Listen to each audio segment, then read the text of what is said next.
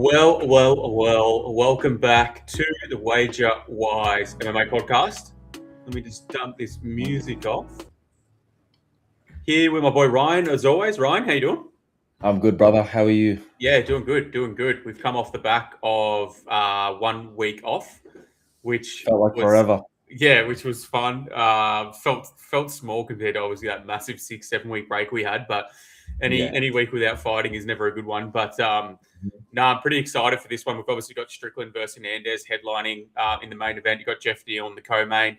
And I think it's a pretty fun card. I got a few bets lined up already. I'm on to next week event pretty much done already, which the week off was really handy for. So, it was exciting. How do you feel about this card? Yeah, I'm loving it. Like head to toe. Like it's got some banger matchups. Yeah, I think there's Good some odds crazy too. lines too. We'll see where we line up as always on those ones. I mentioned one to you next week as well that you're going to have a look at. So we're ahead of the game. We're feeling good. We got bets out. So if you're new to this, we will run from the card bottom to top, breaking down each fight, giving out our bets that we've already got, previewing the whole card. Then at the end, we'll give the wrap up, and then hopefully we hit some bets over the weekend. Quickly before we get into it, Achilles, good to see you. What's the crack, mate? The MMA preview show. Not sure if you've seen this one before, but welcome, AirTag Morning Men. Have a good stream. Good to see you, my friend, as always. Okay, so ready to get into this one? Let's do it. All right, bottom to top, as always. And starting off with a WMMA fight, and one that I wouldn't say I'm interested in, but I think will have a pretty fun outcome. We've got Juliana Miller taking on Carly Giudice. We have Carly Giudice, huge favorite, minus 750. Juliana Miller, come back on her, is plus 550. I'll kick us off with this one. I kind of think that Giudice is just going to beat the piss out of Miller for any time this spends on the feet. Giudice is good, man. She's a really good kickboxer. She's actually, for WMMA, she's quite fun to watch. Like, she's clearly an intelligent striker. She attacks head, body, legs all really well. She just looks smooth and slick, which is something that you kind of feel is a rarity in WMMA these days in terms of striking. But Miller's awkward, man. She looked for tie-ups, awkward grappling exchanges, but in my opinion, she's really not good there anyway. So Santos made her look like a heavy bag on the feet, and I think Giudice is a much better striker than that. So I kind of think she's going to be live to do the same. I think she's going to touch her up, TKO, 2 or 3 probably, maybe even round 1. But I don't think she can stand 15 minutes with Giudice in this one. Yeah, I got nothing much more to add. I've just little sprinkles on Giudice to win in rounds 2 and 3. I think she can get her out of there. Miller is very low level, very stiff on the feet, and just incredibly hittable. Like she can thrive when she can make exchanges really messy, and she's up against girls that like don't know how to defend a clinch. But other than that, man, like Giudice, like she should run through her with her kickboxing, her dynamic attacks. She has a lot of volume, 3-round cardio. I will be surprised if this goes 15 minutes. Me too. Unfortunately, there's not really a lot of whole ways to play this one. Like, they're hip to it on the under. They've got the under 2.5 at minus 165. They've got Giudice inside the distance minus 190. Giudice TKO minus 160. There's not really many ways you can get plus money on this one. If you want to take a stab at round props, they're not particularly great either, and they're pretty risky because they could finish in 1, 2, or 3. So, yeah, I don't know how to get to the betting window on this one, but I think Giudice is going to smash her up. Absolutely. All right, let's keep it moving. Up the card to, I don't know what's happened with that one. I might just give us a quick refresh. Looks like it's formatting might have fucked up touch. I don't know why that looks so weird. I don't even think that's an always something weird going on with Del Valle fights, mate. Yeah, there is. I think this is next up anyway. So we'll go to this one and we'll come back if necessary. But next fight up the card, we got Phil Rowe taking on John Paul Lebosnoyani. I think that's how you say it. JP, whatever you want to call him. Prices, we have JP minus 205, firm favorite. The comeback on Phil Rowe is plus 175. Ryan, does JP look pretty good here, or does Phil Rowe, do what he does, get beaten up and come back late? Yeah, that's the thing with Phil Rowe fights. Like if he's not getting the finish, he's losing the decision. He's got 100% finish rate and he's 0-5 to the decision. So you got to think like those are the two likely outcomes. Lebosniani, he's pretty good. Won that contract in Contender Series with a highlight reel head kick. You'd think he was a striker, but he's mainly a grappler who has just gotten pretty comfortable with his striking. He stands in an upright southpaw stance, throws most strikes with full power. His punches can be loopy, and he can overswing and get reckless as he's unloading. He's very, very dangerous with his kicks, as we saw in Contender Series. His takedowns are very strong. Like, he can change with single, double legs, and body locks and trips. And once he's on top, he's got dominant top control, and he's comfortable to play from his back and attack a range of subs. And Phil Rowe, he's 4-4 in the UFC, coming off that dominant loss to Sokyonko, where he couldn't really get anything going. He's a skilled all-round fighter, but he's just frustrating to bet on as he very often underperforms. Like, he's got good long-range striking when he's on, snaps the head back with straight shots, and can be slick in his movement and footwork, but he doesn't use his height and reach to the best of his advantage, as he can let fighters get in close, especially when he's tired. When he decides to offensively grapple, he's pretty good, but against strong grapplers, he can be taken down easily and dominated. Like, he'd rather off his back play jiu-jitsu rather than try and get up. Um, if this fight goes into the later rounds, then I think it is winnable for Rowe. Like, JPL finishes most of his fights in round one and has only gone the distance once in the regionals. Rowe knows how to pour it on late, even after getting his ass handed to him early in fights. Like, he has 3 finishes in round 3 and 5 in round 2. Like, he can definitely rally. And if they're in the corner going into round 3 and JPL has given it his all trying to get him out of there, with his striking and grappling in the first 10 minutes and is gassed from the adrenaline dump of his UFC debut, I think there's a good chance Rowe can make a round 3 rally again to get the debuting fighter out of there in front of a Texas crowd. Rowe may look disinterested and dejected, but he has shown that dog in him in fights that he's losing many times. So if you were to play Phil Rowe, I don't trust his money line. I'd rather just play him straight round 3 or decision props, if anything. But I'm still going to pick JPL. I think he can rise to the occasion, impose his wrestling and aggressive striking in Rowe, and probably hold on to a lead to win a 29-28 or even 30-27 on him. Yeah, I'm on the same page as you. I like JPL as a prospect. Like, he's 27. I think he has a lot of good skills in a range of areas, to be honest with you. I think he's an extremely good grappler, but we really haven't seen it a lot in these most recent fights. He does seem to have kind of fallen in love with the striking, which is something. It's a good thing, but it also can be a bad thing if you let your really good skill set go to the wayside. Which he looks to have really good grappling. Like, he puts a lot of guys in dangerous positions pretty quickly on the ground. But against a guy like Phil Rowe, who's got a lot of good assets, I would say, for the welterweight division. He's massive, he's long, huge frame. Good game, Savo. What do we like? Me? I like some. I don't know what the hell that was. If you could hear that. I think an ad just popped up on the I think it did, I think it did. I don't know. Yeah, that's right. That threw me off. But yeah, Rowe has like some good traits that could be good. Like, he holds cardio late as well and things like that. Like, he does have some good traits that can be dangerous. But on JPL, like, I think he has very good eyes in the pocket. He's kind of always consciously looking with his hands up and waiting for that really good counter entry in the pocket, which I like. He's got a very good kicking offense. That rear leg is definitely his best weapon, and he can really target and hurt you at all 3 levels. I thought his fight versus Victor Quicks on the regional scene was interesting in that he kind of fought the opposite style to his Dana White's Contender Series fight, in that he was like super aggressive and on the front foot looking for entries and to finish, while in the previous fight he was really measured and was pretty confident in just like fighting on the outside for 15 minutes. He's pretty gritty. That fight versus Jacoby Jones, he had like this nasty cut. It was leaking really badly. And to be honest with you, the stoppage was not good. Like, yeah, the cut was bad, but he was still fighting. He didn't look like quitting. It was kind of like a mercy stoppage. So I kind of put a little bit of dust on that finish loss, to be honest with you. But it shows that he does have that grit. And I think if he does get hurt, he will be able to fight through. Like I said, he's got a whole range of submissions in his pocket. He hasn't used them recently, but I believe he trains with Ortega, and you can kind of see it in his ability to like transition through submission on the ground. It is very like Gracie Jiu-Jitsu oriented. I think he's intelligent. He can follow a range of game plans, and I do think he's getting better fight to fight. So I like him. I think he's a good fighter. Like I said, on Phil Rowe, big frame, can pull finishes out of his ass sometimes. But to be honest, he's got no takedown defense. He can be held on his back. He's hittable on the feet. I don't think he uses his frame and his reach all that well. Like I kind of think for the traits that he has, he should be a better fighter. To be honest with you, he should have better results. Right. And I think that comes down to like a lack of IQ at times, decision making, stuff like that, little intangible things. And I kind of think he will have issues stopping JPL landing. And I think also if JPL wants to go for a takedown, I don't think it's going to be hard to get.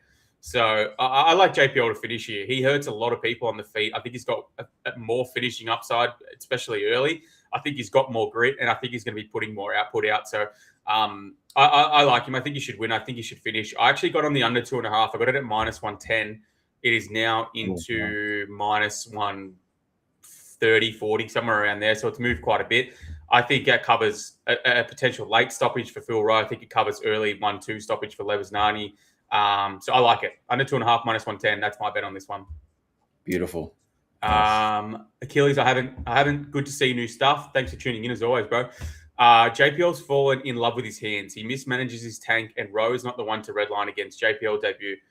It's definitely. I can't agree with that. Yeah, no, it's definitely a good point. I don't know about the mismanages his tank because I think I've seen him go late in fights, and I think he looks pretty good. But I agree that you don't want to redline against a guy like Phil Rowe who can kind of just turn it out, turn finishes out of his ass. So I agree with that. But I don't know, man. Phil Rowe's looked bad, and I think he hasn't looked good in his last few fights. He's getting hurt more and more. I'd be surprised if he doesn't get hurt at least one time in this fight.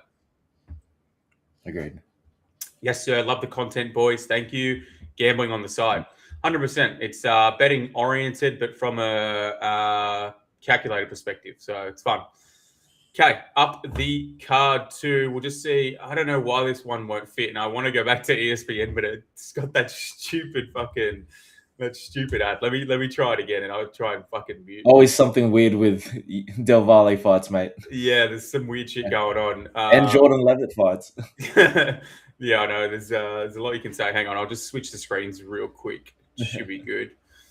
Okay, we'll go back to that fight because we missed this one, and it is an interesting one. We've got Jordan Levitt, 12-3, the Monkey King, taking on Yadir Del Valle. Like you said, Del Valle coming off that, fixed fight. You can say it's a fixed fight, but, I don't think it was fixed on his side. I'll say that. No, not on his side. I don't think he had anything to do with that. He just went out there, did his job, and that's all he can do. So I don't think you can put some hesitation on that fight, but you can't put it from his angle. He's -400, and the comeback on Jordan Levitt +330. Also to note, Jordan Levitt moving down to featherweight for the first time in this fight. So definitely something to note there. Let me just grab my notes up on this one. I'll start with Del Valle. I think he's very good when he takes the back. He's got really strong hooks. He uses his ground and pound to force you to open up and then look for the submission. I think he's just got smart MMA grappling. I think he's a much better fighter when he moves forward. He's way too predictable and lunging when he's fighting off the back foot. I do think he's starting to feel out his frame much better than earlier in his career, which makes sense. This fight is featherweight, like I said, but he has fought at lightweight before, as has Jordan Levitt. So I don't think there's a whole lot of stock to put into size differences and stuff like that, especially because Levitt's like not the most physical sort of athlete ever, and Yadir is pretty fucking athletic and physical. So I think even if there is a small advantage for Levitt, I think Del Valle's physicality will make up for it. He's a little bit single shot oriented on the feet. All his punches are a bit looped and a little bit slow, but he clearly has good power. I think he can be a little low IQ at times, and he does look for low percentage plays like jumping guillotines and spinning back fists. It does work for him because, like I said, he's physical, he's strong, he's quick, all things like that. But it is low IQ, and against, as you get higher up the ladder, things like that start to stop working. So it's just something to notice. It seems his physicality and athleticism is very, very solid in this division. He made Bulgarian look like a pissant. Obviously, there is a grain of salt on that win, but Bulgarian's a guy who's known for his physicality and kind of just like barreling through people. And Del Valle really made him look like a bantamweight, to be honest. Like, he was just big brothering him, throwing him off, out muscling him. So huge ticks there for me. On to Jordan Levitt, there's nothing to note on the feet. He's got a kicking output, but for all intents and purposes, he's really net negative on the feet. I think Del Valle's got a huge advantage on the feet here.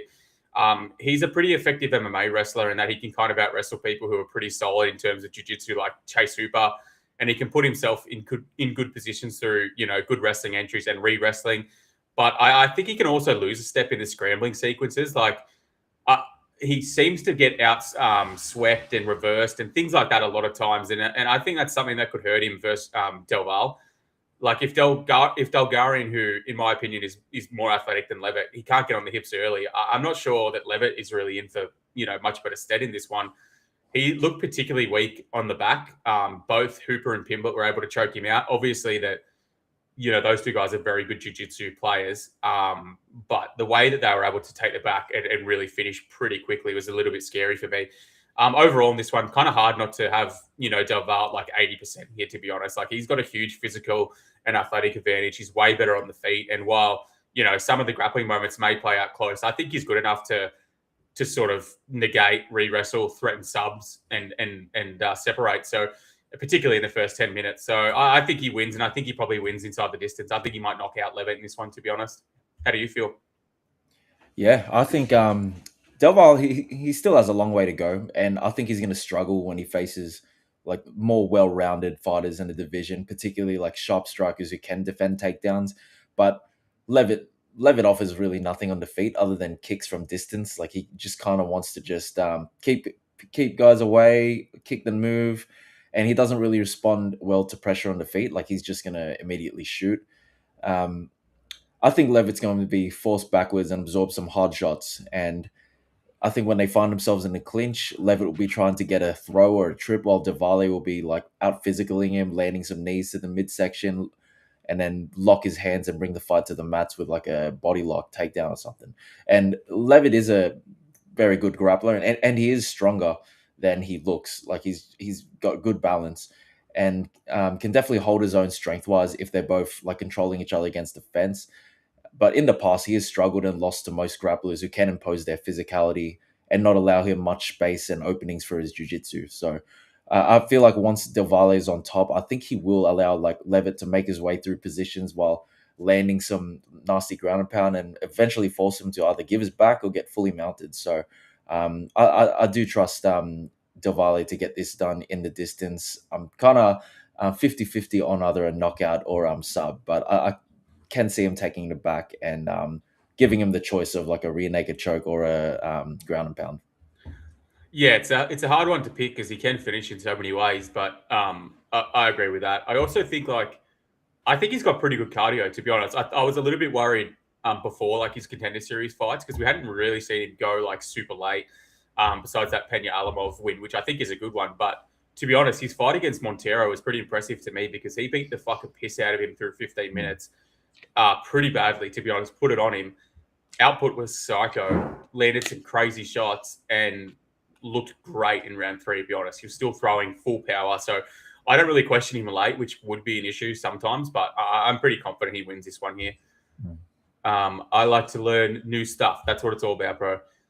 UFC Garrison says, Del Valle gasses himself with his grappling, not a minute winner. Levitt could be the biggest guy he's grappled. Recency bias, maybe pushing him to a larger fade, -400. There's value on the dog here. I don't necessarily disagree with recency bias for sure, but like, how does Levitt, what path of victory do you give Levitt here? Because I tend to find it hard. He's definitely, I mean, if he knocked Del Valle out, I'll fucking eat my shoe on stream, to be honest. I'll give it away. And if he could submit, maybe there's a weird scramble and he finds a submission, maybe I'll give that like a tiny bit of credence. And decision, unless he like really wrestles him and Del Valle has no output for 15 minutes, I really don't see how he wins the decision. So I think he's really down to a mean submission win only in this one. He's less volume, less power, probably not going to get wrestling, activity through 15 minutes. I don't know how you give Levitt much credence in this one personally. Yeah, and Levitt doesn't really push a pace. Exactly right. Yeah. Exactly right. Yeah, I think it's hard to get to Levitt here, but hey, we don't know everything, so yeah, that's the game. All right, I've seen stranger things. Exactly right. All right, up the card to welterweight. We have Ramiz Brahimaj 13-5 taking on Punahele Soriano 12-4. I fucking despise this fight. I really do. I hate it. I know you're the Ramiz guy. You've been backing him in the last couple. I think I got on him once in these last 3 wins, I think it was. So I'm interested to see what you think here. Ramiz -120, come into favoritism. little bit of line movement. He started minus 145. Now he's into minus 120. So people have liked the look of Ramiz at underdog money. And now you got Punahele open minus 170 into plus 100, plus 105. Ryan, how do you think this one goes? Yeah, I really like this fight. These are two guys who are on their own career turnarounds. Like Ramiz, 3-fight win streak after being like a pretty 50-50 fighter. Beat Mickey Gall, Billy Ray Goff, and Vanderford, all finishes, and he was a big underdog in most of them. Got on him on the with Billy Ray Goff and Vanderford, which is great. And Puna, since moving down to welterweight, he's beaten Miguel Baeza, Uros Medic by KO, and Nikolay Veretennikov. Um, this is a closely lined fight, and I could definitely see why. Striking wise, I do like Ramiz's striking. Like he's tight with his boxing, keeps it simple, can fight from both stances. He got good power, nice kicking game as well. But I got to give the edge to Puna because his striking ability is much more limited, mostly overhand rights and hooks. But he just has that one shot knockout power. He can definitely sway rounds his way if he just lands something like over the top. Even though Ramiz was like winning a few minutes, grappling wise, this one is very interesting. Both are pretty good grapplers. I find Ramiz to be to have elite grappling ability. He doesn't have the best takedowns or wrestling, but he's so efficient in muscling his way to his opponent's neck once tangled up. Like he can attack standing guillotines against the fence, off his back. He can attack arm triangles and kimuras from mount and take the back and lock in rear naked chokes. His takedown defense isn't the best, but I think it's because he's really comfortable at the very least being tangled up and using that to get into advantageous positions. And Puna, he comes from a wrestling background, which he seemed to abandon when he racked up knockouts. But he's since gone back to his roots since moving down to welterweight. He had like heavy wrestling approaches against Veretennikov and Miguel Baeza. And once he's on top, he's shown that he can be dominant, but he offers no variety in his takedowns. It's really just single legs and double legs. Like he doesn't really go for body locks, trips, or throws, which is concerning here because he always puts his neck in trouble. It's right there. And for Ramiz, like he's one of the best. He's a specialist at like attacking that neck. Ramiz is a bit of a round one or bust guy in the past, but I think he's really turned a leaf in his career. He's someone that I used to fade all the time, and now he's someone that like I love to take. And I love his move to Chicago training with Bilal. Meanwhile, Puna, I do like Eric Nixick's camp, but like I feel like in this fight card in specifically, like Nixick is having to balance the main event, Sean Strickland, and he's having to bring Dan Ige in there. Like Puna is just one of the guys. While I think Ramiz comes from like a very focused camp here. My worry with Brahimaj is that we still don't know how he looks in an extended fight. Like the deepest we've recently seen him is round 2 against Vanderford, but that's a fight where he dropped round 1 to Vanderford's wrestling. And with Puna, I think he's most certainly less skilled. And though I'm not sold on his career turnaround due to the actual matchups, he's at least shown to fight hard for 15 minutes. And he's a bit more coachable nowadays and can stick to game plans. Like I said, striking will be close, but I got to favor Puna because of the knockout power. And he's the one more likely to get a knockout with his hands, though I don't rule out Brahimaj getting one himself. Like he did knock out Gal and has shown pretty underrated striking ability. And for grappling, both can take each other down, but I just feel more comfortable on the Ramiz Brahimaj side as I don't mind him working from his back or against the fence. And Puna getting his takedown means putting his head exactly where Ramiz wants him to. Like I'm sure Puna will drill what he can to keep his neck safe, but Brahimaj is a specialist in attacking that neck. And if he doesn't get a choke locked in, he can at least use the threat to end up on top and work his way to locking it in tighter or just disengaging. Like if you rewatch that Veretennikov fight, he put his neck right there. Bad spots. So many times. Nearly caught in a gilly and I think a rear naked choke from memory. And he's been subbed up by Dustin Stoltzfus by rear naked choke in the past as well. So I truly think Brahimaj can find a neck here. I just worry if the fight goes in deep. So I like Brahimaj. I like his money line at minus 130. I did play it. Yeah, I just don't really trust any of these guys, to be honest. I think like if you get Brahim Marshall plus money again, if you got him again at plus money, it's probably a decent bet. But like, I don't know. I don't think he's a great minute winner. I think he's a bad minute winner. He looks for low IQ outcomes, like he'll jump the neck and stuff like that. And again, yes, it will work sometimes, but as you climb that ladder, you need to put yourself in good position. And I think he'll struggle to do that. Will it matter against Puna here? Probably not. But like if he keeps winning, he'll get found out eventually. I also think a lot of both of these guys have like really bad fucking career competition, to be honest, in the UFC. Like, let me go through Puna's fucking wins in the UFC, bro. He's beat Oscar Piota. If people won't even remember who that is, Dusko Todorovic, bum. Dolce Langambula, bum. Miguel Baeza after that huge break, bum. Uros Medic, bum. Veretenikov, bum. So I think that's a fucking dreadful UFC record, to be honest. And Ramirez is not much better. Like Austin Vanderford, Billy Ray Goff, Mickey Gall, Michael Gilmore, Sasha Palatnikov, like they're bad names, man. They're bad names, and they're still fighting this level. So I just don't trust either guy. I think another thing you got to take into account, I think it's Ramadan's to start. I'm pretty sure Ramiz is Muslim. Maybe that comes into preparation or fight time or something. I don't know, but it's something you have to take into account, obviously, when you handicap these fights. I don't know. I don't love Ramiz jumping favorite price, to be honest. Like, he's just low percentage. Yes, he's more dangerous for the finish in the map, and Puna's likely dumb enough to wrestle him against the cage and give him opportunities. So I think that's scary if you're on the Puna side. But if Ramiz can't finish, I kind of think like Puna might be live just to sort of win an ugly fight where there's like a mix of everything. It's sloppy. I don't think Puna's going to finish Ramiz. He's pretty tough, can take shots. We've seen him wear bad damage and be fine. So I kind of think he's not going to knock him out, which does reduce my want to get on him. I'm not going to back anyone in this fight. I'm pretty happy to pass and just see what happens. Looks like it's pretty volatile to me, to be honest. Yeah, true. Okay, up the card 2, women's bantamweight. Nora Connell, 9-3, taking on Jocelyn Edwards, 16-6. The rematch, these two fought in, I think it was Paris, right?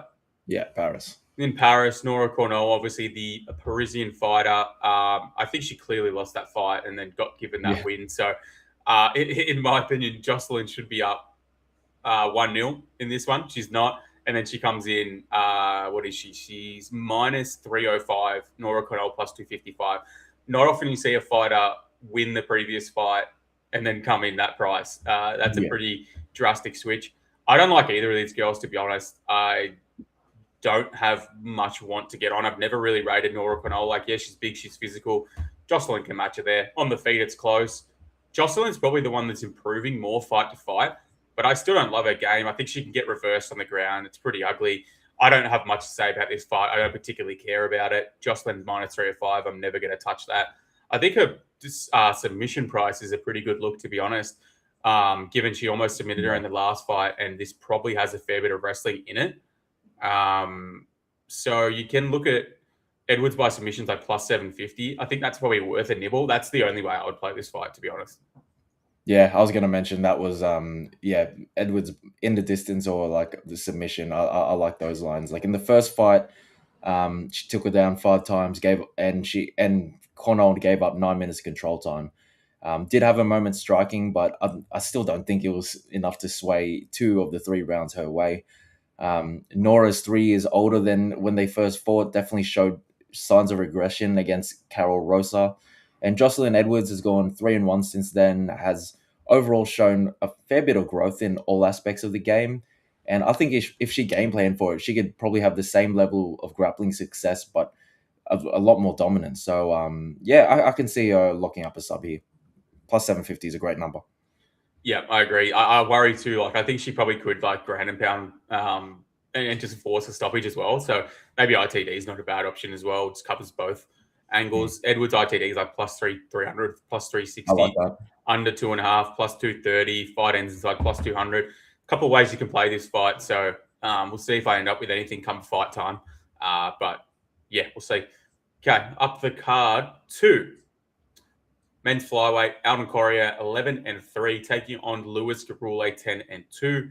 Prices, we have Alden Correa, minus 280. The comeback on Lewis Garule is plus 240. Ryan, does Louis Garule buck the trend of a couple of losses and hand Corey his first in the UFC, or does Corey keep the streak going? Yeah, I think Corey keeps the streak going.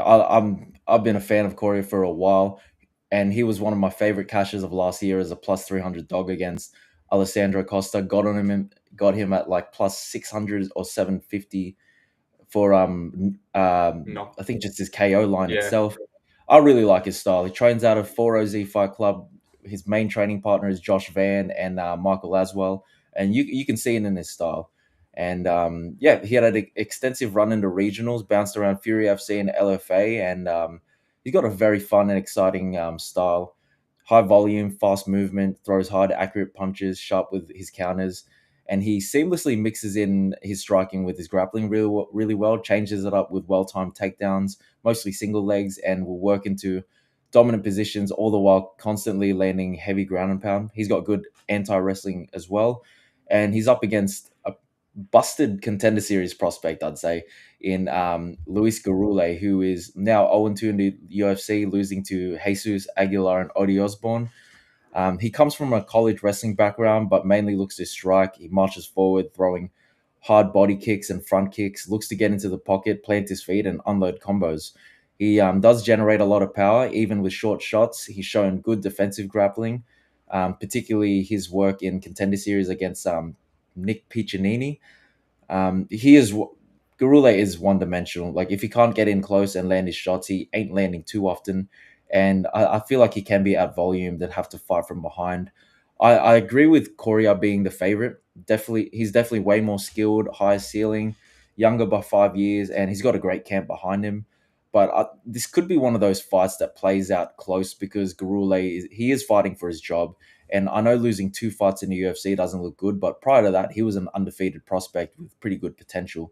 If he is laser focused, has improved his game in his time off, and Coria is willing to engage in a firefight and put himself in harm's way, there could be some dicey moments. It's just like how Josh Van puts himself in harm's way in fights that he could easily just coast in. Yeah. Like that, this could play out dicey.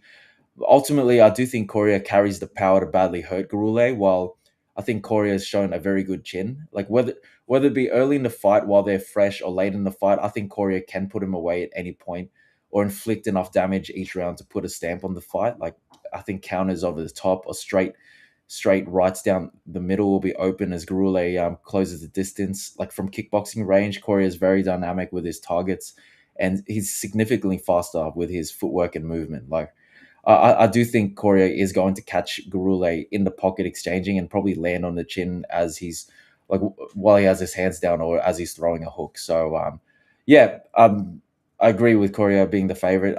It's just a scary number seeing as he's still quite unproven. Yeah, I agree with everything you said there, to be honest. Like, I've seen a lot of love for Garule this week, which I'm kind of surprised about, just given what we've seen from him so far in the UFC. But, like, I kind of get it in the way that I do think he's pretty well-rounded. Like, he clearly is, like, decent in a few areas. Like, he clearly can, like, counter-wrestle, clearly can wrestle himself. His boxing's okay. Like, he can mix things in together, not terribly at times. But to me, like, losing to Ode Osborne by KO, you don't, hands up. Like, that can happen. The guy's fast as fuck. He has power in his hands. You can get caught. Losing to Jesus Aguilar by decision is unforgivable, to be honest with you. Losing to that fucking midget by decision, getting out wrestled, getting hurt on the feet by a guy who's pretty much guillotine or bust, I think that's fucking unforgivable. And then you come. He got dropped by a jab too. Yeah, I think honestly that loss, when you watch that back, terrible loss. I hope there was some reasons behind the scenes why he looked so bad there, but the way that he lost that fight against Aguilar is pretty unforgivable to me. He gets hit a lot when stepping through combinations. He's vulnerable to counters of all kinds, whether it's hooks in the pocket or the step back crosses like Ode hit him with. Like I said, I do think he's decently well-rounded, but he's just not amazing anywhere, and he does lack power in the hands. So he holds his pace pretty well through 15, but I kind of feel like while the striking is like probably like competitive enough, I think Coria should be visually doing more with like bigger shots. And I do think if he offensively wrestles, he will be able to kind of not only win minutes, but he's going to suck time away from Garule to really outweigh those actions off the clock.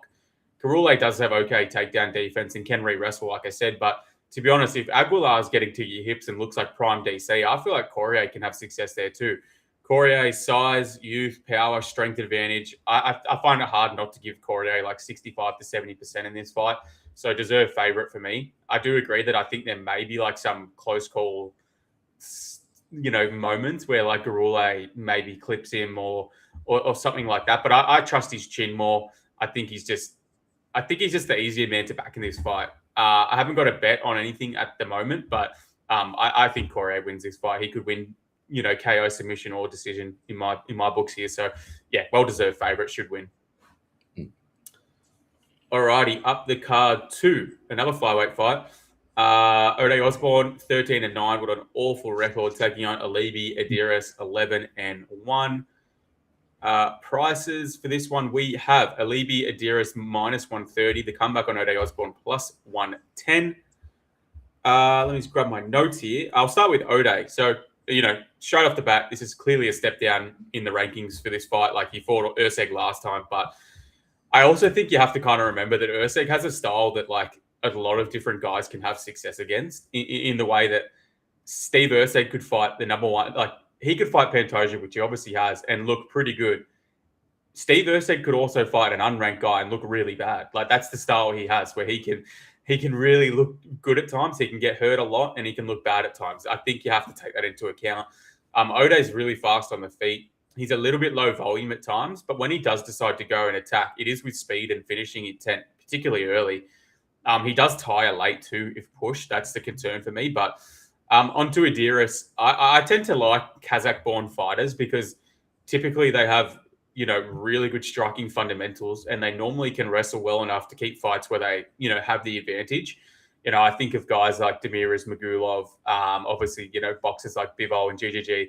They all have the really good jab, the good straight shots, and they're very technically sound, which I like. But I'm not really sold on Alibi, to be honest. I think he's on the lower end of those kind of guys.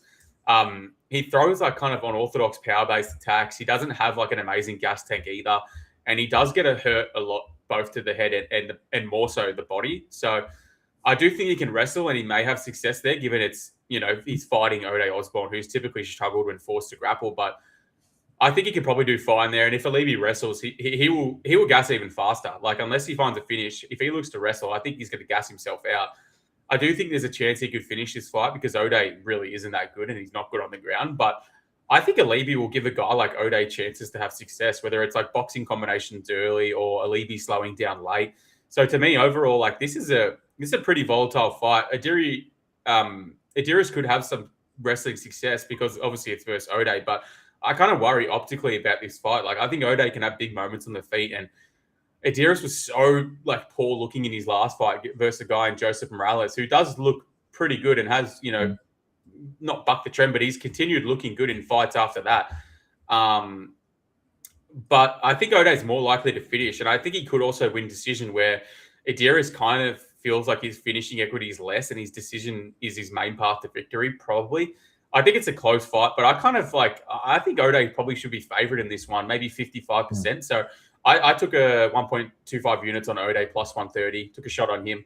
I think if he wins, it's probably early by knockout. But even if he doesn't, I think there's a potential for a decision win as well. So yeah, I like Ode underdog price. Yeah, nice. Ode seems to be the popular dog of the week, and I definitely see why. He's a good test to give prospects, and he can hold his own against pretty established guys in the division. I don't like that he's 1-4 in his last 5, but look at the level of competition. Like, this is definitely a step down, and he's had pretty good moments in all those fights. Dropped to Erceg, kept it competitive there. He dropped Lazy Boy as well. The thing with him, like, he's always game. He can get finishes on the feet and on the ground, but he can also easily get finished on the feet and on the ground. He's got heavy hands, technical striking. He's measured from distance, uses his reach well. If he finds himself on top of grappling exchanges, he does well in snatching up subs. But there's just clear holes in his games that he just hasn't fixed, like especially his takedown defense and defensive grappling. Like, I think his takedown defense, like the first, I think the first level of it is pretty good. But like, I think when you can chain together takedowns, like he starts to really like struggle with that, and often leads to him getting finished or just giving up too much control time. Alibi Diris, he lost to Joseph Morales by sub in the tough finale. Um, I think that's not like the worst loss. Joseph Morales like has a I feel like he has a high ceiling in that division. Prior to that, he's fought pretty good competition, like with good records, like in that promotion Naiza in Kazakhstan. I like his explosive and bouncy style on the feet. It throws a lot of kicks, and he's got very good shot selection. He'll leap into range with fast, sharp combos before leaping back out of range. I just don't like his spinning shit when he does that, or like any big movements. And he does it a lot. Does it a lot, but if he can keep it simple, he does it. He does like pretty well. He does. I feel like he mixes down takedowns pretty good. I just don't think he has good control. Um, he seems to be uncomfortable on the back foot as well, like particularly to pressure fighters. And I think pressure fighters with heavy hands could find sustained success against him. And as we saw in that last fight, he can get fatigued and disheartened defending takedowns and spending time on his back. Yeah, I did a bit of tape into this one. I was kind of back and forth. Like I thought I was pretty sure I was going to be on the Odie side, but the more I watch Idris, I think I sort of like him here. Like outside of Odie finding a knockout in the first, I don't see him putting in a consistent 15 minutes. Like I think he can win this fight by decision, but ultimately I just don't trust him to stay sharp and not make mistakes. I don't trust his takedown defense to hold up as the fight goes on. I just don't trust his process overall. Like Joseph Morales, he did great forcing Idris on the back foot and drowning him in pressure, but I think if Odie was to march him down, like he's way too open to get caught as well. I'm not high exactly on Idris, but I think his in and out style of striking is classier than Odie's, who can be a little like flat-footed and there to be hit at times. Obviously, power upside for Odie here, and if he finds that counter over the right, he can definitely put him out or drop him and follow him to the ground. But I feel Idris's striking will be technical enough as long as he doesn't do too much spinning shit. I do think he also in the grappling he will do fine. Like he typically hides his takedowns behind strikes or times his level changes underneath his opponent's punches. So I think he can find Odie off balance and be able to get top control at least a few times in this fight. So yeah, I'm gonna lean Idris by decision. I did have like just a 1 unit bet on him at -130 money line. I think he could find a knockout. He could win by decision, but yeah, maybe even a club and sub. But he doesn't really have too many subs on his record either. So yeah, it looks like we're both on the opposite ends here. Honestly, it's a pick and fight. Yeah. I do agree that Odie, like when I first looked into this fight pre-tape, like I just thought, why is Odie the dog? Yeah, 100%. I don't have like a huge. It's not one I'm willing to die. Like it's not a hill I'm willing to die on because look at the record, 13-9. This is a guy that can beat most people, lose to anyone. So it's not a hill I'm really ready to die on. But I do think the size and the speed and the power advantage has to count for something, and it's a step down in comp. So I get why people are looking at Adiris. Like I think he is probably getting painted with a bad brush because of that performance against Morales. I think he's a much better fighter than that, and maybe we see a bit of recency bias in this line. But I don't know. He can prove it to me. He can prove it to me. All right, up the card, 2 welterweight, headlining the prelims here. This is a good one. I'm curious to see where you've landed here. We have Chidi and Njokuani, 25-11, taking on Carlos Leal, 22-7.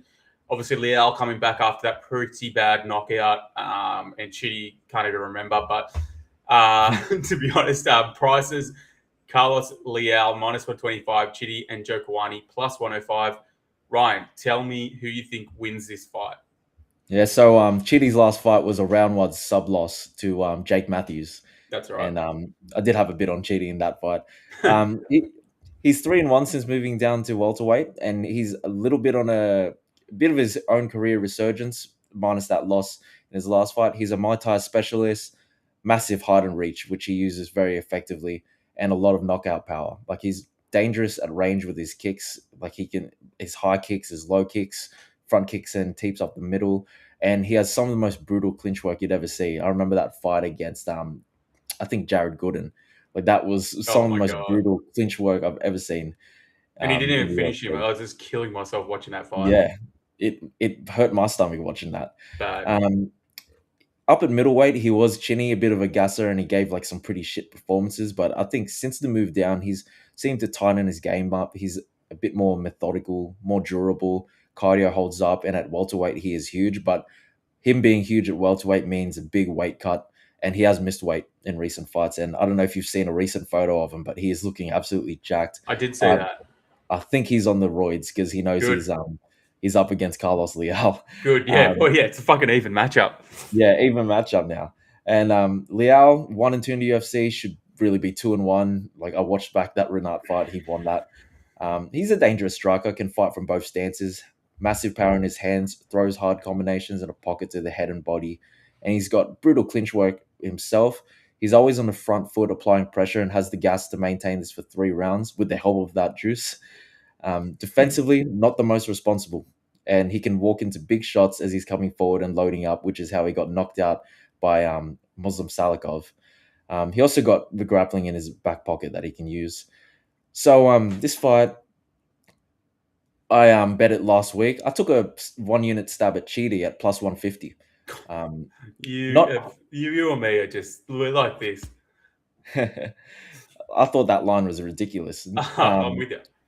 Not the highest confidence, but I feel like that was a very valuable line. And since then, he's been bet down to plus 105. So it's good to beat some CLV. And yeah, I don't which think guarantees his bet loses. Yeah, exactly. I don't think there's much more value in that line in plus 105 anymore. Ultimately, it comes down to how Carlos Leal approaches this, and I feel Cheaty has answers for whatever game plan, as long as he stays sort of safe. Like if Leal comes in on the front foot looking to land bombs like he usually does, then he can walk right into any of Cheaty's limbs. If he comes in hesitant after getting knocked out for the first time and is kind of playing the distance game, then Cheaty can kick him all day and dictate the range with low kicks, high kicks, and those teeps and body kicks.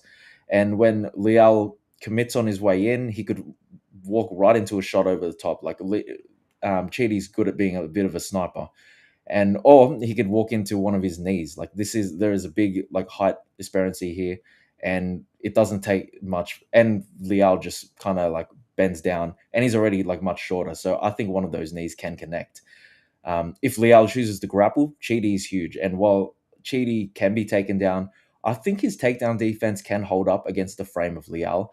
And Cheaty can use his brutal clinch work with his knees and elbows to wear Leal down and get him more hesitant to shoot or tire him out from his grappling attempts. Like I did watch Leal against Sadabo C. Yeah. And he did come in with like a heavier grappling game plan. I think that's a comparable matchup. And Sadabo C had some good moments there.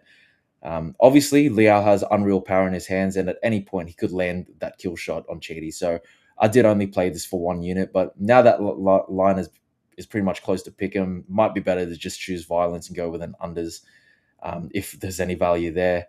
My pick is Cheaty. Plus 150 is a great line if you got on it. Awesome breakdown. Absolutely love it. Agree completely, 100%. I've got 1 unit on Chitty money line at plus 150 as well. So good to see that we're on the same page here. I completely agree with the whole breakdown, to be honest. Like Chitty is a big, long frame. He fights out of both stances. He likes to attack with straight shots, straight entries, teeps to the bodies, high kicks, crosses, etc. Clear grappling, deficiency, but I'm not sure Leal will even look to test that, although I do think it would majorly increase his winning chance here. He's got good speed. He'll mix kicks up. He'll have, I think he could have success catching Leal off guard, given the, relaxed defensive style. Look, I do think his durability is starting to wane, and that's, likely moving down to 170 and a mix of things, getting older, stuff like that. I think he's a good hammer and a bad nail at times, which is why I've only played him for 1 unit as well. Excuse me. Onto Leal. I think he's always just vulnerable to that counter hook in the pocket because he just doesn't move his feet defensively. He likes to rely on sort of moving with shots, rolling with shots, and, slightly covering in order to look for his counter. But we've just seen him hurt and finish due to this. It's kind of funny because, like, his style to me is a little bit counterintuitive in that, like, when he's at his best, it's when he's pushing forward like a berserker, looking to throw counters against the cage in the pocket. But I also feel like that's where he's most vulnerable as well. So it's kind of like a catch-22. It's like, do you go for your best strength where you also put yourself in the most danger? He's got good knees in the clinch. He looks for elbows. I think he's pretty clearly juicing. It doesn't get, it doesn't get much more obvious for me. I do like his body rips in close. They're pretty solid. I also wonder what he's going to look like after that brutal stoppage versus Salikov, to be honest. Like a stoppage like that really has to make you, I don't know, double guess, second guess your style coming into this one. I think this is a really fun fight. Like Leal's typical fight style, I think he's going to put him in a lot of danger as per usual. And to me, Chitty's a good enough striker that he can take advantage of that. But I also think Leal probably could get in close and really touch Chitty's chin and body too at points. So Leal probably more gritty for me and able to push to adversity, but kind of hard to do that if you're knocked out on the canvas. So I like violence. I like finish props for both. I just couldn't see why Chitty wasn't the favorite, to be honest. I gave Chitty 55%, maybe like that's generous, but worst case, maybe a pick him. So to get him at plus 150, I really didn't understand that line for a guy who's going to have the frame advantage. We're keeping the fight at his distance. Leal's going to have to close distance and really eat some damage, and I'm not sure he could do that. So yeah, 1 unit, Chitty money line, plus 150. I like it. If he loses and gets bonked, it is what it is, but we beat a whole lot of closing line value, which is normally not a good sign. Normally means we're going to lose. But hey, let's see what happens. I like Chitty here. Love it, mate. Both on the same page. Yeah, that's a nice one. All right. So we've gone from a really nice fight to a really fucking shit fight. Ugly fight. Yeah, bad. Zach Reese, 10-2, taking on Michel Pereira, 31-14. Don't even know why this one's on the main card, to be honest. I feel like this should be a prelim fight. But prices, we get Michel Pereira minus 155. The comeback on Zach Reese is plus 135. I'll be surprised if I wrote much for this one, which I didn't. I'll read it out to you word for word. Shit show. Really not interested. Got a guy who is usually only really good in round one and a guy who tends to get finished in round one. Occam's razor says that this should end in round one, but no chance of my money going near this. Under 1.5 rounds was plus 105. I don't know what it is now. Didn't bet it. Don't care. Don't trust either of these guys. You got anything substantial here? Yeah, I actually do. Oh, no. Funny story. Last week, I went for drinks with mates, and they were asking me about my betting and all that. We were looking at lines with UFC, and I thought I was onto something after like 8 drinks, and I ended up betting on this fight. Oh, Stupidly. no. So now I have to just write it. But look, if this was the version of Michel Pereira a few years ago, I'd take him to beat Zachary Reese with ease, probably in round one. Yeah. But I think Pereira's not all in anymore. And even though Zach Reese he's shit and unproven, he's fought shit competition and he's lost every time he's fought a step up. And he could very well find himself getting bonked by a washed version of Pereira still. But one thing about him, and I just was repeating this to my mates last week after like 6 drinks, he fights for your money, and unless he gets finished, he doesn't stop. And I do believe both have the ability to get it done in round one. Pereira could turn back the clock and get him out of there. And Reese, he has wild attacks and crafty jiu-jitsu. Like all 5 of his knockouts are in round one, and he has 2 subs in round one as well. So he's got very good early finishing upside. The thing with this fight is that it's going to look very funny when it gets, if neither gets the finish in round one. Pereira, he used to be able to give like a solid 15 minutes. We saw it against Chaos Williams. We saw it against Santiago Ponzinibbio. But nowadays, he seems to lose gas like after 3 minutes. Like he doesn't completely gas out, but he'll just resort to kind of like walking around all labored and just putting out feelers out there, not really committing to much, and then doing like one big movement. And for Reese, he does get kind of sluggish, and he fades quite a bit, but he doesn't stop pushing. And I think that's the difference here if it gets extended. Ultimately, both can finish the other in round one or early round two. I trust Reese in a fight of attrition, though, and I think he can push through and keep fighting hard if this goes long. Like Pereira, he's the older fighter on a 3-fight losing streak and looking worse than ever. Reese is far from a good overall fighter, but he's 31. He's got momentum going his way with some recent success, and he's the underdog. And I remember kept on repeating that. So I got Reese at plus 130 for 1 unit. Is it a bet I regret making while on the piss? Sort of, now that I'm looking at my overall bets, but I'm just going to ride it. Very nice. Very nice. Yeah, I don't find it hard to have any level of conviction with 2 guys like this. You know, like I said, Occam's razor is the most simple answer, is usually the correct one. That would tell me Pereira should knock him in round one, but fuck, I mean, I wouldn't bet this fight. If you gave me $100, I wouldn't bet this fight for you. To be honest, I wouldn't. That's just how I feel about it. All right, let's keep this moving up the card to an interesting one. I know you like the looks of this one from a couple of angles, so we'll get into this.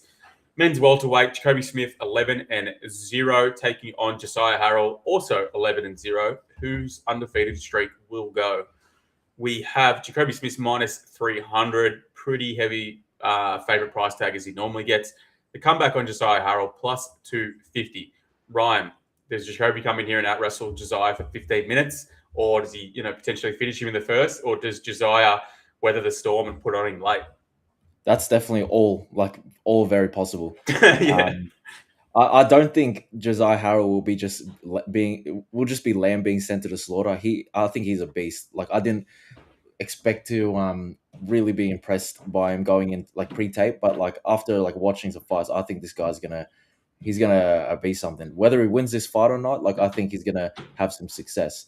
Both they're both pretty comparable fighters. Like, to be honest, they're both southpaw when they're standing up. They're both kind of explosive. I think Jacoby Smith is the more dangerous like striker, but like Josiah Harrell is pretty like a little bit more technical, like from distance. They've got like the same record, 11-0.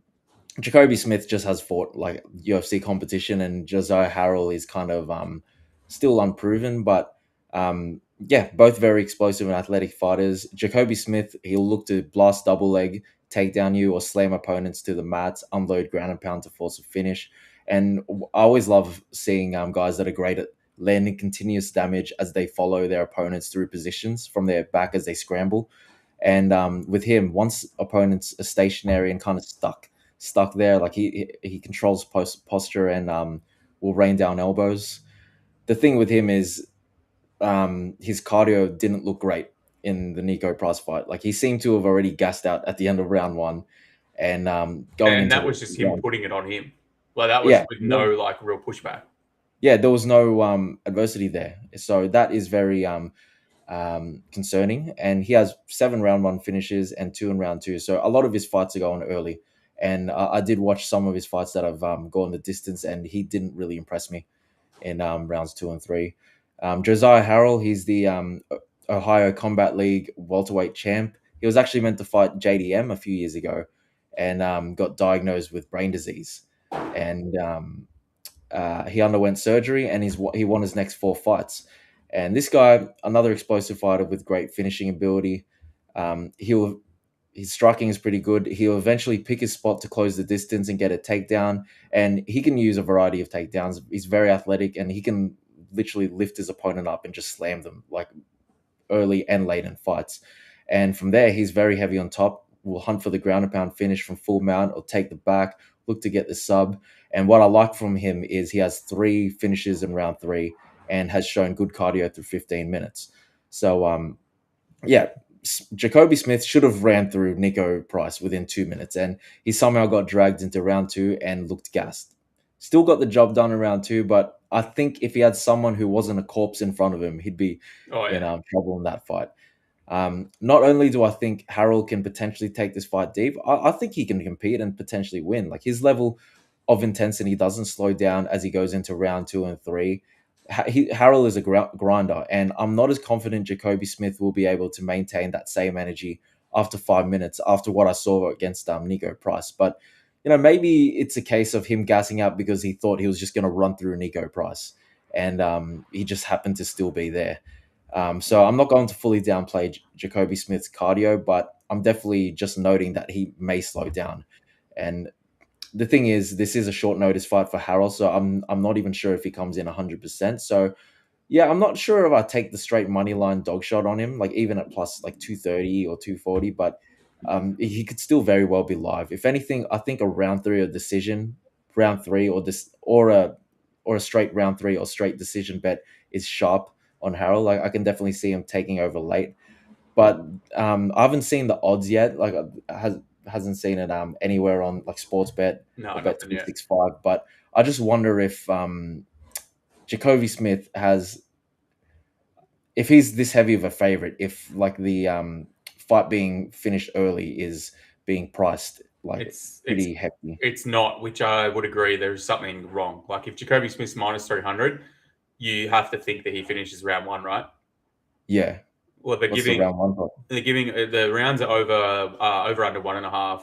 Over 1.5 is minus 170. Under 1.5 is plus 150. So one of those numbers is wrong in my opinion. Either Jacoby Smith's not minus 300 or the under should be favored.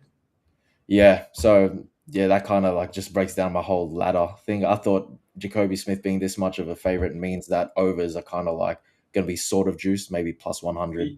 You might get like a plus. You'll definitely get plus money on the over 2.5. It's not as appealing, obviously, as the 1.5, but maybe you get a good look there. Or fight maybe goes to decision. Distance as well. Yeah. So that's my that's how I'd attack this fight. I do think Harold can actually win. I'm actually going to pick him here. So I'll go with Harold. Yeah, nice breakdown. I like it, and I agree with a lot you said. That what cracks me up about Jacoby Smith is they always put the camera on the snow bunnies in the crowd that he comes with. I think it's his wife and like her friends, but every single fight that he goes to, and when he wins, they pan straight to the 4 snow bunnies right in the front row, and they're all cheery. It's fucking hilarious. Yeah. I think he's good, man. He's clearly like a high level wrestler. I think he's moved from Fortis MMA now to training with DC. I think. Oh, that's good. Which is Fortis MMA. That's where you go for your career to die. I hate Fortis MMA, so that's a good sign. But I agree. Like anytime he's been extended past round 1, I think he looks bad. So honestly, I do think he has a cardio issue. I don't think it's from like a lack of fitness. I think it's probably from just being so muscled that you just get this, this fatigue that wears in.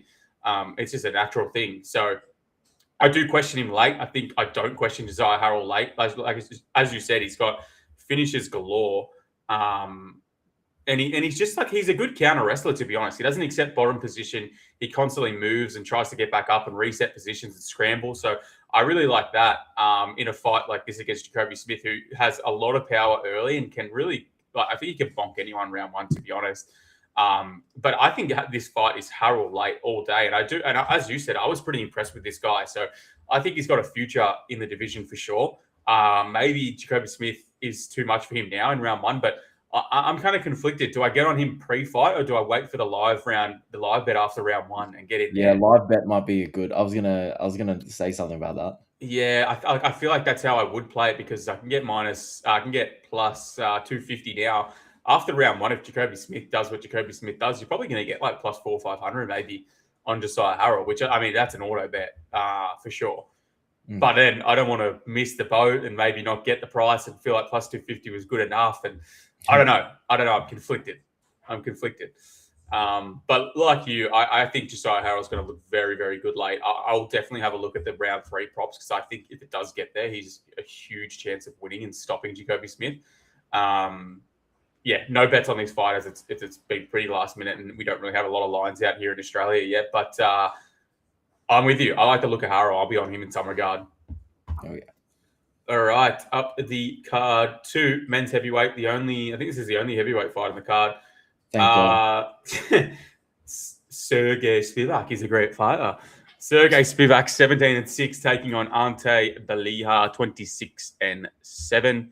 Prices, we got Delija minus 135. The comeback on Spivac is plus 115. I'm conflicted again with this one. I've seen a lot of love for Delija this week, and I kind of understand it. Like Spivac hasn't looked great. He's, probably on a downtrend in his career. He doesn't take, damage as well as he once did, and he kind of does look for the door at times.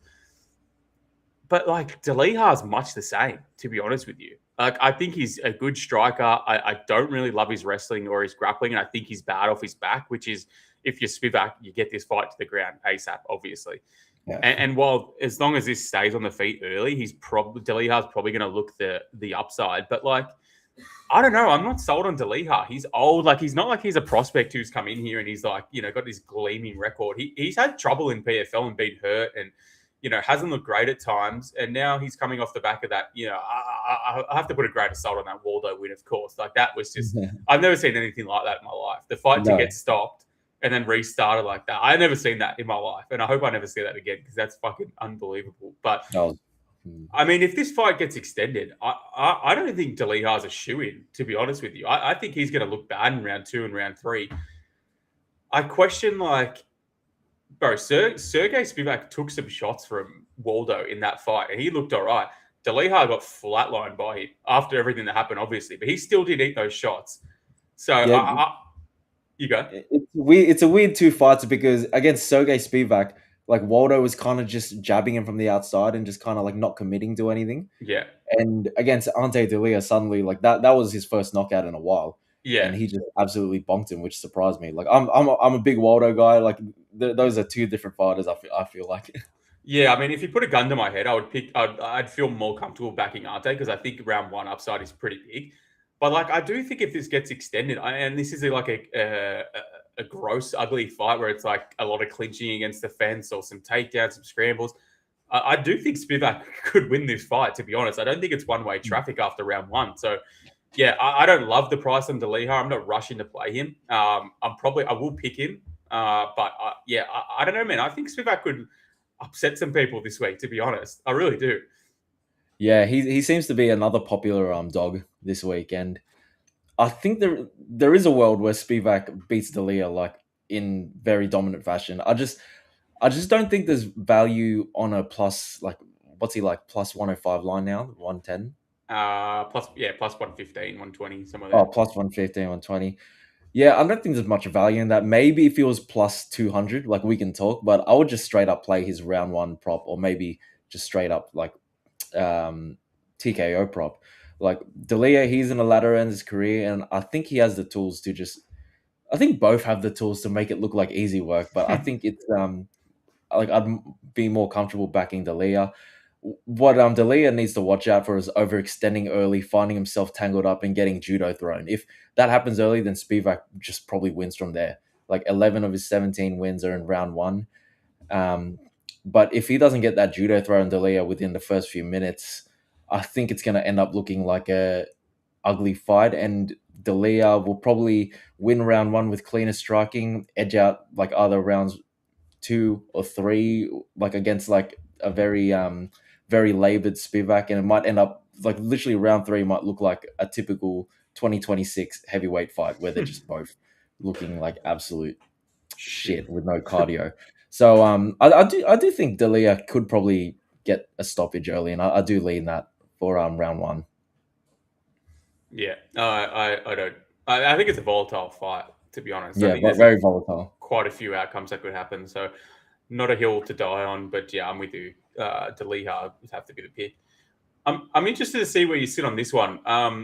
Men's featherweight, Dan Ige. This is the feature fight of the night. We got 19 and 10 Dan Ige taking on the Dalmatian Melkazil Costa Melky, 25 and 7. Prices, we are dealing with a Melky Costa minus 210 to come back on Dan Ige around plus 180, somewhere in that realm.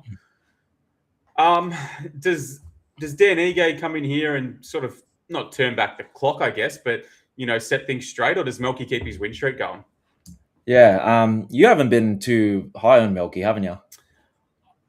No, to be honest, no, and I'm still not. I'll just put that out front. I'm still very not. Fair. Very fair. Well, yeah, I've been pretty high on him. Well, not high. I've just betted on him, and with confidence, like most of his at least for his last 7 fights, except Morgan Charrier. I thought. No, you could. I don't know what I thought Morgan Charrier was gonna run through him. So the one time I don't back him and he kills him. But to be honest, I would bet that again. To be honest, if they were lined that exact same price, I would bet them again at the same price. To be honest, I still can't believe he knocked him out like that in that quicker time, in that fashion. I'm shocked by that. I still am. It's probably like if they fought 100 times, that happens 3 times outcome. Yeah, I agree. Yeah, I really like Costa, 5-fight win streak, and he's a southpaw, pressures forward with crafty kickboxing, and can mix in flashy attacks. Controls distance really well, fights best at range with his kicks and long-range attacks. He is exploitable in the pocket with his with short boxing combos. He sort of leans back with hands low. That is not a good thing against Dan Ige. As for Costa's ground game, he's great at getting back takes, but I just feel like his takedowns like aren't great, and he can be taken down controlled. But he does have good ability to scramble and reverse to get on top, or he would just attack the gilly once he's on his back to either scramble out or just straight up just against Andre Philly, just straight up attack it. I still think that win by Andre Philly was one of the most bizarre outcomes in that fight. How the FBI fucking didn't sniff that one out, I'll never know. Exactly. That's crazy. So Costa's against Dan Ige, 20-fight UFC vet, currently holds a record of 11-9 in the promotion, and he's always game. Only loses to the top of the division, has never been finished. This will be a step down for him technically. He carries fight-ending power and will at the very least drop opponents when he plants his feet and connects cleanly. Like he's dropped Lerone Murphy. He is limited with his weapons though, like kind of relies on his boxing and timing straight rights over the top or left hooks in the pocket. He does have grappling in his back pocket too that he can bring out time to time. The thing with Dan Ige is he can be frustratingly low volume and hesitant to engage when he can't get his offense going, and he tends to fight from behind and leave it till round 3 to get going. And this fight comes down to Melky Costa's ability to play the distance game for 3 rounds. And I do think he can do it. Like he's very fast with his movement, sharp with his footwork, and I see him dictating exchanges with his kicks, particularly front kicks up the middle and frustrating Dan. And we know how Ige fights. He marches forward trying to get inside and unload, but he is very flat-footed and predictable. And against Costa's style, he's relying on Costa slowing down so he can unload on the inside, which I think would be most likely to happen in the third. So this could be a fight where the situation would be Costa's won round 1 and 2, and Ige's rallying in the third round. And we've seen him rally in the third round and get that finish before. And I see 2 outcomes. We might find ourselves with the Costa 29-28 scorecard or an Ige round 3 knockout. I tend to think it's going to be a Costa 29-28. So if you have handicap markets, I think Ige plus 3.5 is a good bet. But I'm going to go with Costa here. Yeah, nice breakdown. I agree in that. I feel like if you're back Dan Ige money line here, you're probably going to be left frustrated for a lot of this fight. Like I think it's going to take place at a lot of kicking range, which is what Costa's very good at. Dan Ige, he's going to be smaller, less length. Costa's kicking game is better, so I think they will be fighting at kickboxing range for most of this fight. And I agree. Dan Ige is like frustratingly low volume at times, and then like it'll get to 12 and a half minutes, and he'll go, "Fuck, I need to finish the fight," and he'll really start going for it.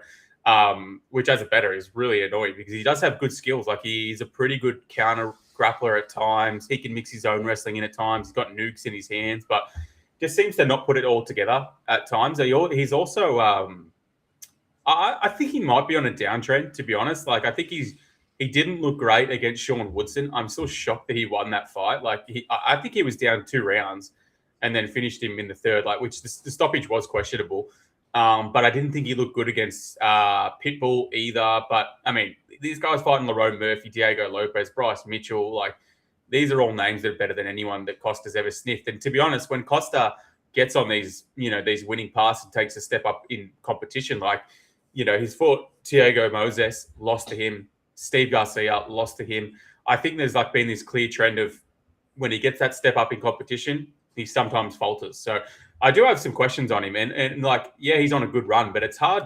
Like, I don't know. I just didn't get to see much of an extended fight versus Serghei, which is what I thought we were going to see. So yeah, I would have loved that. Yeah, so like, is it impressive that he finished him in that fashion? Yeah, of course. But like, I still have some questions on this guy. His kicking game is clearly absurd. He's going to have speed over Ige. I think the finishing upside like is pretty much all to Melky, to be honest. Besides like maybe after 7.5, 10 minutes, maybe.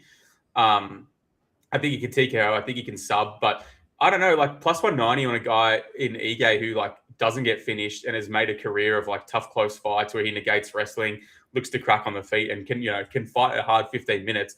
It's kind of intriguing, but I do think it'll probably let you down. Like I think it's more of like a value loser spot. So I'm not rushing to play it, but I don't know, not finishing a Rosa, that's a slight red flag for me, which kind of tells me that like he is probably more front loaded than back ended. And like round 3 versus a guy in Ige who's more or less the same guy, I'm kind of intrigued to see how he looks there. I think Costa definitely deserves to be the favorite here, and I think will look favorite for most of this fight. But Yeah, I don't know. I'm interested on like an Ige round 3 or something like that play, which I just looked at before. It's like fucking massive. It's plus 1,600, 1,800 in some spots. So Yeah. it's big. I'll probably have a nibble on that because I do think that's probably his most likely path to victory. If it's a decision, I tend to see it not for him. But you never know. I think value loser is the way it's going to go, most likely. Ethan X14, yo boys, Costa's 100% going to win IMO. Yeah, I don't think it's 100% for sure, but definitely deserve to be favourite in this one. Alrighty, up the card to co-main event of the evening. I bet you never thought you'd see Uros Medic in a co-main event. I bet you never thought you would see that. We've got Jeffrey Neal, Hands of Steel, 16-7, taking on Uros Medic, 12-3. Prices, we now have a Jeffrey Neal at minus 225. The comeback in Uros Medic plus 190. I'll kick us off here. I don't know, man. This just feels like a get right spot for Jeffrey. Like, it's kind of intriguing. It was minus 185 when I did the breakdown, and I was intrigued by that. It's like it's not an awful price, but to be honest, after a few nasty finishes and some damage, like it's not super appetizing as well.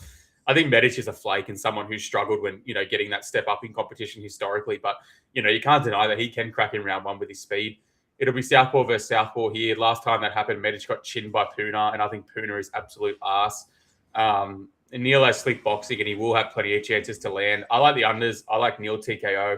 This is a bizarre step up in competition for Uros and a bizarre step down for Neal. Feels like in Houston, you got the Houston native, Jeffrey Neal. I think they want him to get right in this one. He's taken, the dogs of the dogs in the last couple of fights. And look, I think he's competed pretty well for the most part. So, look, while his durability may be waning, and maybe that's a concern in round 1, I don't know, man. Minus 185. I was looking at that going, fuck, minus 185 for this guy against this bum Medic. He could look minus 400 here, to be honest, and I wouldn't be that surprised. So, I don't know. It felt like there was a bit of value on Neal. I think I'm probably just going to stay away at this point, minus 225. Maybe it's parlayable, to be honest. Maybe it's parlayable. Yeah. But I think Geoff should finish him. If it goes past round 1, Geoff, huge upside late. Yeah. I like under 2.5. I like violence, and I like Neal TKO. Yeah. I was surprised where I found myself. Like, if we're talking, don't say it. If we're talking who's the much better fighter, it's obviously Geoff Neal. Beaten way better guys than Uros Medic, lost to and competed against way better guys than Medic has, and a lot of the guys that Geoff Neal has lost to would probably run through Medic. And look, his last 3 losses have been Carlos Prates, Ian Gary, and Shavkat. I just feel like Geoff Neal is a potential trap in this card, and I'm someone who has faded Uros Medic many times. I don't really like him. And in fights where I picked him to win, I've even bet on fights to start round 2 or taken the overs, and I was wrong many times. I've just been wrong on Uros Medic many times. But with their styles, like, high chances are that the fight will be done in round 1, or at least under 1.5 rounds. And Geoff is very good, but he has struggled. He's been open to the weapons of lengthy kickboxers in the past, like Gary, Wonderboy, Prates. And is Medic going to be like that kind of level? No, absolutely not. And Medic has his defensive lapses, got dropped by Gilbert Obina, knocked out by Puna. They're not good looks, but those are more awkwardly thrown shots to what Medic would be used to. Neal's very in tight with his boxing and is fundamentally like more proper, and I think Medic should be able to read these attacks a bit more easily. Like, Neal's footwork is just boxing orientated, really. In saying that, I think Neal most likely knocks him out in this fight. But if this is likely to end in round 1, I think it's 50-50 for those, at least the first 3 minutes. And I don't at all mind Medic's chances in round 1. So I just played him. I haven't played it yet, but I think I'm going to play him just round 1. I do think Geoff might be a fucking trap here.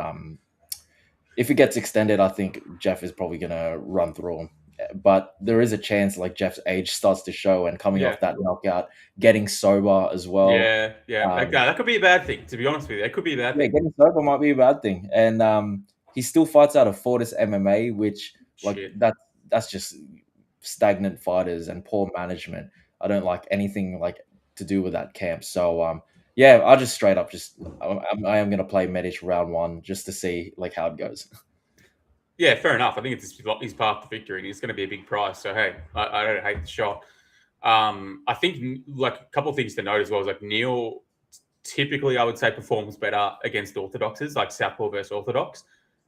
He's dominated like Luke, who's long struggled with southpaws as well, but he looked like career best against Luke and stuff like that. So I think southpaw versus southpaw is interesting. It probably doesn't benefit him as much. But I also think Medic has really struggled to like track down straight shots for most of his career. Like he's eaten big crosses from like I remember Semmelsberger fucking sat him down bad. Who else is fucking? There's been a couple that have like knocked him down with straight shots. I don't think Oral by Jalen Turner, I think, might have dropped him with a big straight shot. There's a couple of guys. So, like, yeah, I think it's a little bit of a concern here against a guy in Geoff Neal who's got really good slick boxing. So, yeah, maybe it's a trap. But we'll see what happens. Medic has fucked about 10 of my parlays. Yeah, he's an untrustworthy guy, man. He's a really untrustworthy guy.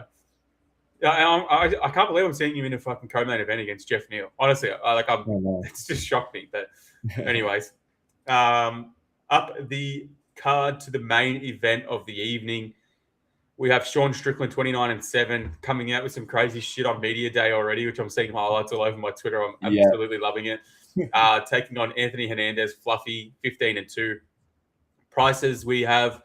Anthony Hernandez minus 255. The comeback on Sean Strickland plus 215.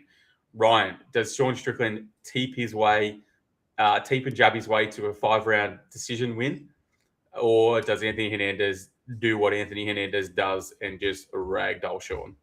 Yeah, I find the latter to be more likely, and I'm a Sean Strickland fan. Strickland's primarily a boxer, stands tall and upright, applying pressure. He's a teep and jab merchant, but he is very he can be measured with his boxing when he lets it go. Defensively, he's pretty responsible with his hand defense, distance management, and shoulder rolls. And I think his wrestling is fine. Like he can definitely hold his own, but he can give up takedowns. But he does work his way back up, as shown against Dricus. The thing with him is he fights too tentatively, which has cost him in the past. He's prone to poor decision making, and I'm just not sure that he can how he goes in this fight against a cardio machine in Anthony Hernandez, who's gonna come at him with relentless grappling pressure. And I love his style. He has that Marab kind of style where he's just grappling with the intent of wearing down opponents and drowning them. He may not land every takedown, but he continuously makes the opponent work with takedown attempts, clinching, mat returns, and forcing them to carry his weight. And once he gets opponents on the ground, he actively does hunt for the finish when they're dead in the water. He's so much more fun than Marab. So much more fun, yeah. His striking game is actually improving too. Like it's a very unorthodox style, but it's very effective in how he mixes it in with his grappling. And look, like I said, I'm a Sean Strickland fan. I have a T-shirt with his. I should have worn. Oh, I've seen that. Yeah, the Psycho one, right? The Psycho Strickland American one. Psycho, yeah. But I can't bet against Hernandez. Like there comes a point in every fluffy fight where his opponent is looking all right, but then you see the turning point and they're basically a dead man just still in the fight. I'm pretty sure I had a bet on I think it might have been Edmund Shabazian or Shabazian and can't remember. But there's a point in the fight where you just know your bet's dead and it's maybe still Kopylov. Kopylov, yeah. It was definitely him. If they're looking good and then you see the turning point, you see their body language, you see the look in their face, and you're just like, yeah, they're just a dead man, just still in the fight. If Fluffy entertains any time on the feet, then it kind of opens doors for Strickland to land and have some success. But I'm just not sure his style is the best against Fluffies unless he can stuff takedowns for 5 rounds. Like I think he can stuff takedowns for the first 2, but if Strickland is not fighting at his own comfortable pace where he can dictate the exchanges and he's walking down his opponents who are reactive to what he's doing, I just don't see a clear path. I do note that Fluffy has pulled out with injuries many times, and for a style like his, he has to be in the gym working so hard, and with that comes overtraining and maybe little injuries. So that's maybe something to note. But if he comes in 100%, if he comes in 80%, I think he gets the win here. My only action on this fight is fight goes to decision at minus 120. Yeah, But I think nice. I also think is Hernandez. I think it was him that was saying like he obviously they can't smoke weed on or fight week or like a couple of days before the fight. So I think he was saying that he takes like heap strong edibles to like keep him through the whole day. Is that right? I think it was Fluffy. I think I saw that. Yeah. Yeah, I think it was Fluffy. So like this guy's a fucking maniac. He has some of the best cardio and the best output we've ever seen in the. I'd say probably the best output we've ever seen in the middleweight division. He's a fucking maniac for a big guy. And I think it looks like a pretty straightforward, fluffy look here. The only thing that's giving me hesitance is that Strickland actually has like pretty good takedown defense for the most part. Like he'll get taken down, but his working game to get back to his feet is pretty good. And like I actually think he's kind of a bit of an underrated counter grappler at times. But I don't know, man. Sean I don't think he's going to offer much resistance versus style like Fluffy's, which clearly operates on pace and pressure, whereas Strickland's operates on, on pace a little bit, but like it's not built on pressure. It's sort of built on keeping distance and outlanding you and doing more. So I think Sean's going to be the one looking for the jab and the teep and straight shots, but I think Fluffy's going to be like either in or out and not be able to get hit most of the time. So I don't necessarily think Fluffy's going to run through him, as I actually think, like I said, Sean has proved pretty decent at like, despite getting taken down, he will like continue work back to his feet. The issue is that like Fluffy loves that shit and he will just keep working. Like I've seen it in multiple fights where like he actually lets the guy get back to his feet. He'll take him down, he'll slam him, and he'll let him he'll release his grips, he'll let him get up, and then he'll take him straight back down because he wants to wear him out. Yeah, it's super impressive. It's really, really impressive. He's also got like it's like that Armin guillotine DAS cycle that he like constantly looks for, and then if you don't give it to him, he'll take the back. This dude is nasty, man, and all the time he's landing ground and pound to the body, to the head. He's a nasty motherfucker. Both guys do have really good cardio, but to be honest, I think it's hard to look past Fluffy there. Like, I also think his hands look better. Like, obviously that was versus Delija, who's like a big fat stumbling oaf on the feet, but. And while Sean will like look to land with more speed, he's got less power. And I actually thought that Fluffy looked like weirdly decent defensively in that last fight. Yeah, again, it's against Delija, who's a slow oaf. But like, I don't know. I think Hernandez is like getting better fight to fight still. I think so too. Yeah. And I'm not really sure that you can argue the same for Sean at the moment. So yeah, this will be the best guy Fluffy's ever faced. But like after watching Strickland versus DDP one back, he really struggled stopping Dreykus getting to his hips at times. So I think Fluffy's going to get to his hips a fair bit, and his wrestling pace style, I think he's going to just out-moment Sean a lot. Like, say if Fluffy wins, like, 3 minutes of this fight, of rounds wrestling, I don't know if Sean has the style to, like, have the big moments to make his moments I just said moments 50,000 times, but I don't think he's going to have the ability to get more moments than Fluffy does for most of this fight. And that's sort of been like Strickland's exact weak point in his last few fights. He just hasn't been able to turn up and go, and he gets out-momented at a lot of times. So, yeah, I'm with you. I like Fluffy decision. I don't have a bet on this fight because I do think there's a chance that maybe Strickland out-wrestles, like counter grapples and somehow wins a decision. But that's why I played just the fight goes the distance line. I like that as well. I tend to find it hard to think that Hernandez subs Strickland, who's looked pretty good defensively grappling the whole time. So yeah, I'm with you. I like late. I think it goes late, and probably goes to a decision that Fluffy wins. Maybe 4-1 or 3-2 or something like that. Yeah. And that is UFC Fight Night Strickland versus Hernandez in Houston, Texas, I believe. Yeah, Houston, Texas. Be a nice crowd. Should be a good one. Yeah, it'd be nice to be back in front of a good crowd. Houston's normally pretty good. All right, let's go bottom to top. Final picks, final bets. Maybe we'll put our wager-wise pick of the week out again this week. We'll be back. Let's do this. Okay. Juliana Miller, Carly Judice. Carly Judice. Yeah, Judice going to smash her. TKO. Jordan Levitt, Yadir Delval. Delval. Yeah, I like Delval, ITD. Phil Rowe, JP Lebosnoyani. JPL. Yeah, I like JPL in that one as well. Ramiz Brahimaj, Punahele Soriano. Ramiz Brahimaj for me. Piss break. piss break for that one, I think. Piss break. Nora Cornell, Jocelyn Edwards. Jocelyn Edwards. Yeah, another piss break on that one. Jocelyn Edwards for me too. I like. We both like submission. We both like submission there. Yeah, we do. Yeah. Alden Corrier, Lewis Garule. Alden Corrier. Yeah, Corrier for me too. Ode Osborne, Alibi Adiras. Alibi Adiras for me. Ode Osborne for me. I think it was the first one we sort of didn't agree on. Chidi and Jokawani, Carlos Leal. Chidi and Jokawani plus 150. Chidi and Jokawani plus 150, 1 unit. The price is gone, but we will ride together to Valhalla, my brother. Oh, yeah. Zachary Reese, Michel Pereira. Zachary Reese. Jacoby Smith, Josiah Harrell. Josiah Harrell. Yeah, I like Josiah Harrell late too. We'll be on him in some regard, whether it's a live bet or a round 3 or something like that. But we'll be on the Harrell side. Serghei Spivac or Ante Delija. Ante Delija. Also, Ante Delija, main training partner of Tom Aspinall. Aspinall not training at the moment. Not training, no. Could that come into things? We will see. Yep. Dan Ige, motherfuck Dan Ige or Melky Costa. Melky Costa. Yeah, I think Melky probably wins. I feel like there's a little bit of value on Ige, but I feel like it's probably going to be a value loser spot.